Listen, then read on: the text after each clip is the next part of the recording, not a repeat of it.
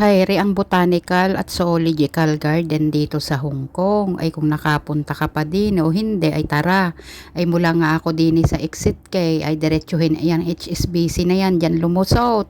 At pagdating doon sa likod may escalator tumawid at umakyat dyan sa itaas. Ayan. Ay diretso laang at din ay kakanan. Ayan. Pagkakanan din ay didiretsuhin na natin paakyat. Ay kung gusto naman natin pumunta ng Hong Kong Park o kaya sa Pictram Dehayan ang daan, diyan madadaanan natin yan at dini rin ay tumawid na at diretso.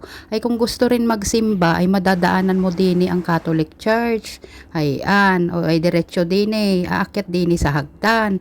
Pagdating dini ay di kumaliwa, pagkakaliwa dyan ay di tumawid ulit dini sa may kalsadang ere, ay ingat lang at lumusot dyan sa parang tunnel, akyat, o pagkaakyat dyan ay di tumawid ulit, o dahian na akyat na sa hagdan, ay dahayan na entrada ng zoological garden na di pumasok ka na dyan. Ay ako nga inuna ko din ay ang sa may fountain ay maulan nga ring araw na are, kaya hindi ko rin masyado na explore ang daan dahil ako'y nanggaling doon sa longest escalator ay dini na ako nag-exit sa may bandang taas, kaya dini ay dumaan na ako dahil sayang din yung lakad dahil maaga pa, maulan nga laang ay di pumasok nga rin ako dyan sa may bamboo forest o dahayre ang mga meerkat, hayre pa ang pag-ong o hayan ang hindi ko na nakalimutan ko na swan ba yun o hay ito pa magandang hagdan ay dini naman yan ay nandyan yung mga magagandahang bulaklak ay mga orchids ay sa gaganda naman mga yan, kaya lang may pinagbabawal dyan, wag na wag mo nga hawakan ng mga halaman o yung mga bulaklak dahil bawal nga, ay di maalaya ka naman makakuha ng picture at video. Wag mo nga laang hahawakan dahil meron diyang nagmo-monitor. O dahil para pang nagsasayaw na bulaklak, ako'y tuwan-tuwa. O hayan, manggaganda. Ako'y nagtagal dyan at manggaganda nga ako'y naaliw talaga din sa mga orchids na array.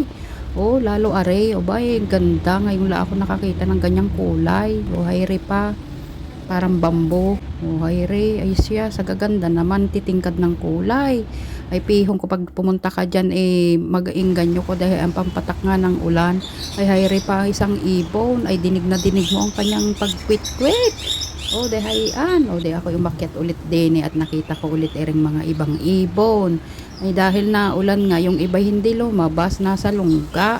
Adi pumasok na ako din para makababa nga doon ay dahil nadaanan ko nga iring nga naglalarong unggoy.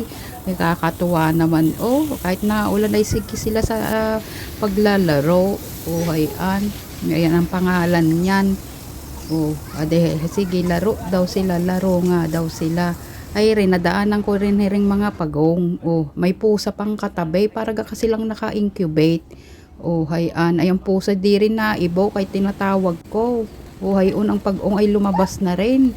Ayan, hadi mang dumami naman nila, kakaiba ring pagong na ere at maumbok ang likod. Dahil rin na ihi pa nga ring unggoy, tinatawag pa nga yan ng mga ibang namamasyal. Dahil rin pa puti ang mukha niya. Di mo kung ako'y makikita mo iba-ibang klaseng aura ng mga hayre paglalaro ni Ray, tuwan-tuwa naman ako, bigla siyang pumasok sa kanyang sa kanyang lungga, ay papasok siya diyan, kakatuwa. Ay nililinis nga ayan nung araw na yan, kaya sige sila active sa pagkakapukuyampit diyan, dihayan, ay kakatuwa para yung nagtudo yan. Ay anong pangalan? Ay ewan ko tong isang array. Ay nakatingin nga siya. Ayan sila, nauulanan nga.